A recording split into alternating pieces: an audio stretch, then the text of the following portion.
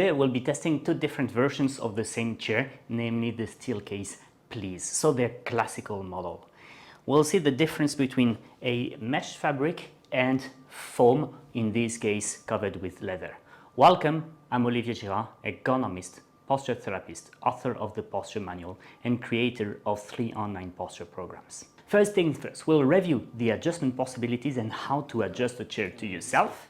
And then we will analyze the difference between the two versions and we'll conclude on, say, some buying tips.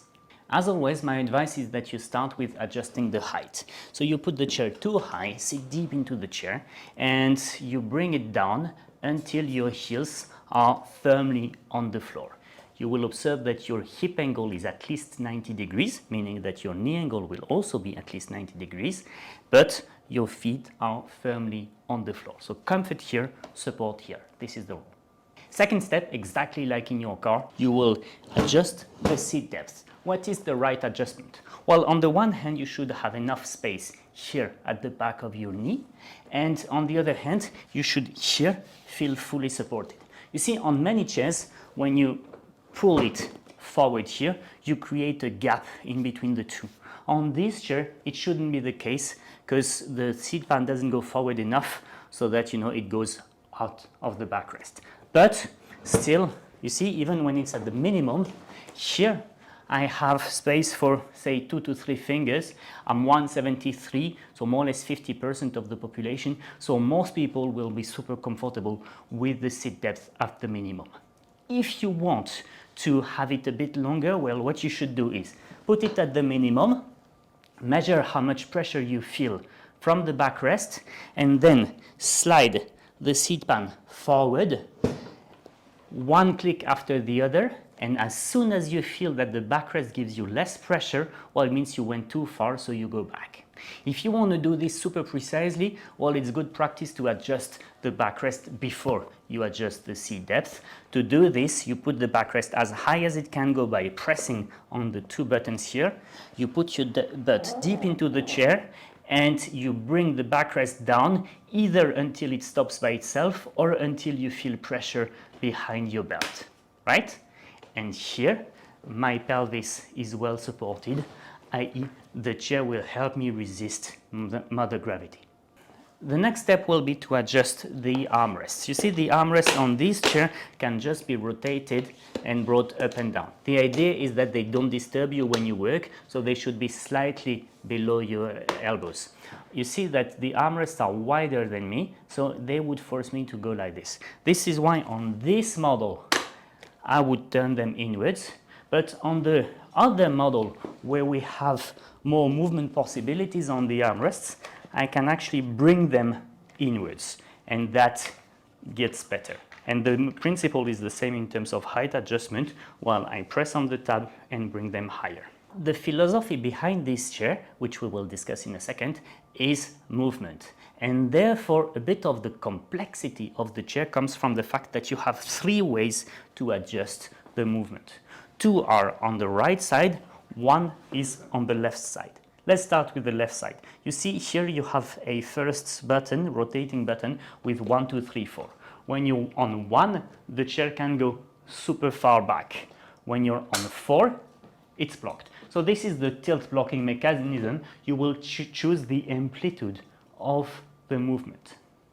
The resistance of this tilt mechanism will be adjusted with this other rotary wheel where you see numbers, and it's a bit like a clock. You turn 1 full turn and then it goes from 13 to 12 to 11 or the other way around.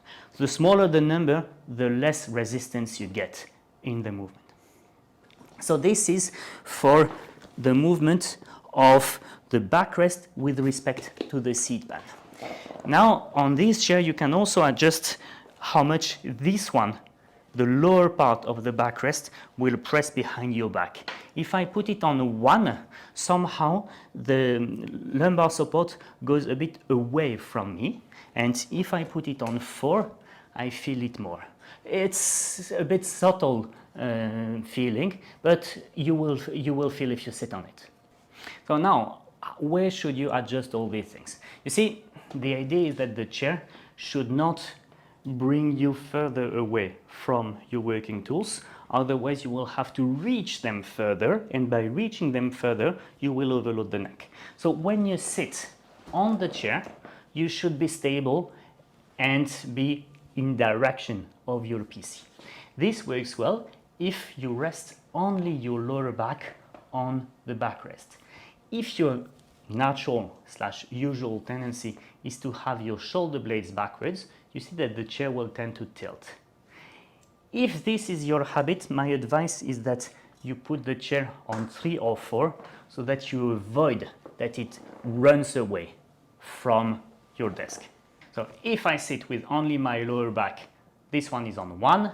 If I tend to go like this, I put it on 4. And then, of course, the chair is blocked, but at least I'm not going too far back. This is only when I work. When I want to relax, I open it, and there I go. And to go comfortably, well, you need to adjust the resistance here in proportion with your weight. Regarding this thing, well, honestly, remember, as I consider that the most important function of a chair is to support your pelvis. So I would rather advise you to start with that adjustment at 4 so that the backrest is really here behind your pelvis. And if you feel too much pressure, then go to 3, but don't start with 1, start with 4. The final step is how do we adjust the headrest? Well, you see it goes like this and up and down. The idea of the headrest is that the headrest supports you when you lean backwards. So you first lean backwards and then you put it where you would need your head needs to be. But really, you see that on this chair, well, the headrest is less adjustable than on the other models, for example, the gesture. So here I'm not too sure that the option is worth the money. Now, what's the big difference between a mesh backrest and a foam backrest? Well, the mesh backrest has more flexibility in it. Yeah? Therefore, well, you should be careful that the mesh backrest still supports you as well as this one.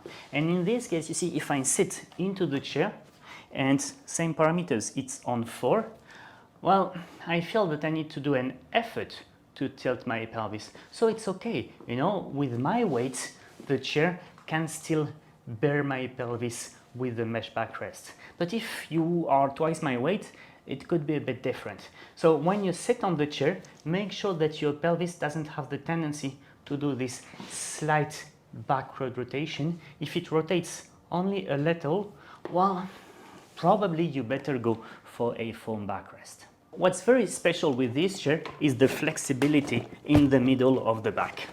Question is, how much do we really care about this? As I told you, Mother Gravity brings us like this. So what we need to support is the pelvis. This is the essential function of the chair. Hence, the thoracic support is actually not necessary. You know, if my shoulder blades are on the backrest, either I hollow my back or I will run away. Hence, you know, I need a very good lumbar support, but I don't need pressure or contact or anything behind my shoulder blades. So, you know, here you have a chair that, yeah, lets you move like this or like that whilst being rather close to your shoulder blades. In practice, how much do you really turn like this? Well, it depends on your job. In my job, I never need to turn backwards. I'm always working in this angle. And to be very transparent with you, I'm a bit disturbed by this middle part here. I find it too wide and I find it too close to my shoulder blades. It's always here when I don't really need it to be here. So on this chair, the foam version, I'm not too happy with this mid-back support. I am much less disturbed by it in the mesh version. I find it more discreet, both visually, it's almost transparent, and in terms of contact, I feel that I have more space behind my shoulder blades. So if I would need to choose between the two, honestly, I find myself more comfortable on the mesh version than on the foam version. But again, this is the opinion of someone who weighs 60 kilos. If you weigh 120, things might be different.